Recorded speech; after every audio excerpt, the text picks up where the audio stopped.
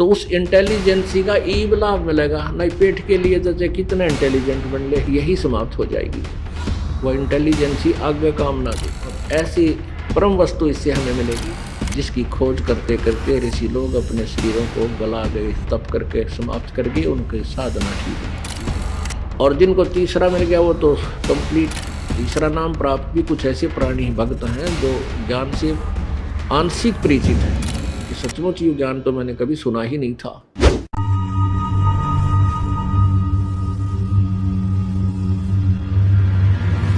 ये तीनों लोकों में प्रवेश करके वो तीसरे नंबर का श्रेष्ठ परमात्मा पुरुषोत्तम, उत्तम पुरुष कहो चाहे पुरुषोत्तम कहो, पुरुष उत्तम श्रेष्ठ प्रभु, वही तीनों लोकों में प्रवेश करके और सबका धारण पोषण करता है।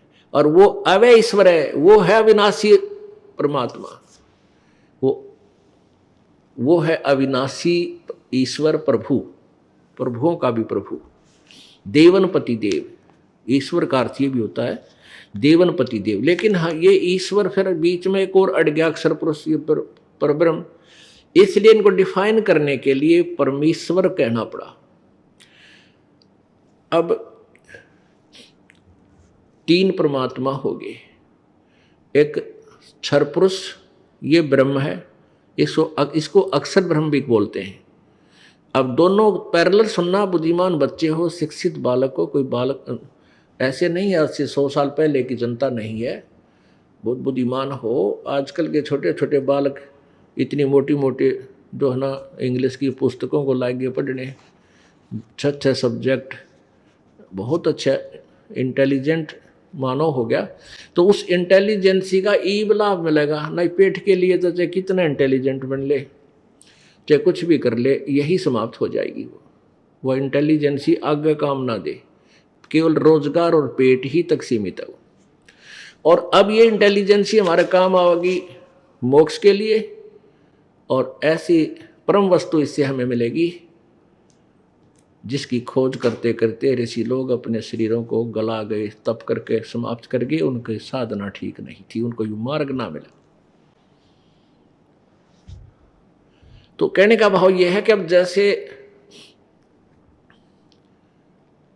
तीन परमात्मा हो गए, एक क्षर पुरुष, एक अक्षर पुरुष, और यो परम अक्षर पुरुष, एक क्षर पुरुष, अक्षर पुरुष और परम अक्षर पुरुष, क्षर ब्रह्म, क्षर ब्रह्म कहो, क्षर ब्रह्म और अक्षर ब्रह्म और परम अक्षर ब्रह्म। गीता जी अध्याय नंबर 8 के श्लोक नंबर 3 को डिफाइन करने के लिए परम अक्षर ब्रह्म क्यों कहा, इसलिए ये सारा विस्तार से विश्लेषण आपके सामने खोलना पड़ा। और पुण्यात्मा, आप कोई पहली क्लास का बच्चा है, कक्षा का, यानी आज नाम लेने आया है, या 1 महीने 2 महीने 6 महीने हुए हैं, ये तो प्रथम कक्षा के बच्चे हैं। और जिनको द्वितीय मंत्र मिल गया वो समझ लो मिडिल पास कर गए, मैट्रिक। और जिनको तीसरा मिल गया वो तो कंप्लीट, यानी उन्होंने अपनी शिक्षा लगभग पूरी कर ली। लेकिन ज्ञान फिर भी साथ रहेगा।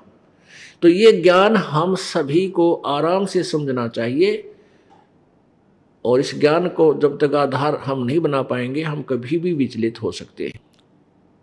क्योंकि तीसरा नाम प्राप्त भी कुछ ऐसे प्राणी भक्त हैं जो ज्ञान से आंशिक परिचित हैं, इसलिए उनका आता रहना बहुत जरूरी है। रह रह कर ये ज्ञान नई उमंग देगा, आपको नया रास्ता देगा, और आपको एक प्रकार की ऐसा जो हलचल मचेगी कि सचमुच ये ज्ञान तो मैंने कभी सुना ही नहीं था।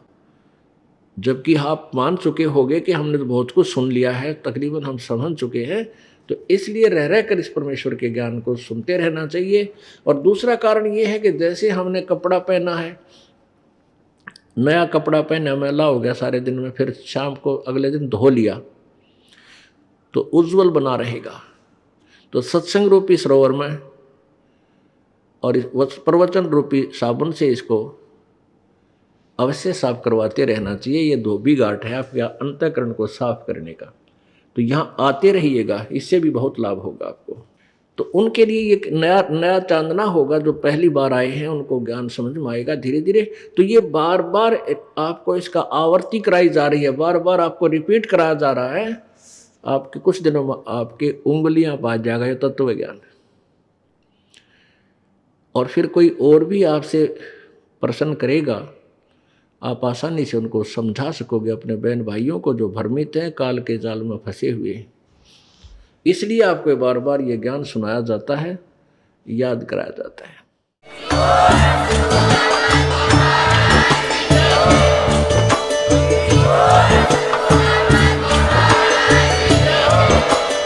सत सोही